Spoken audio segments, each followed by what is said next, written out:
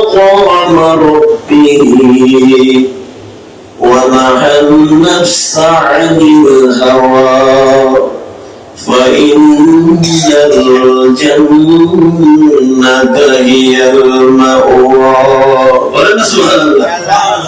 আল্লাহ তাআলা বলতেছেন জান্নাতে যাওয়ার জন্য দুইটি কন্ডিশন রয়েছে।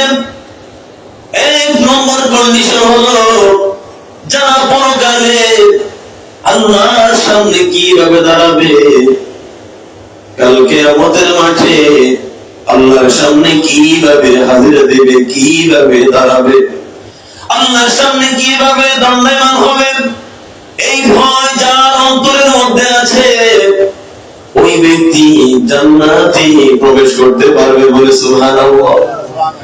আসুন আমরা আল্লাহর দরবারে কাল কিয়ামতের মাঠে কিভাবে দাঁড়াবো সেই ভয় আমাদের মধ্যে আজকে নাই।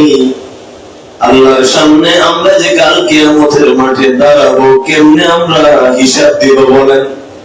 আল্লাহর সামনে দাঁড়ানোর ভয় আমাদের মধ্যে নাই। আমরা যদি আল্লাহর সামনে দাঁড়ানোর ভয় থাকতো তাহলে আমরা নামাজ ছাড়তাম না,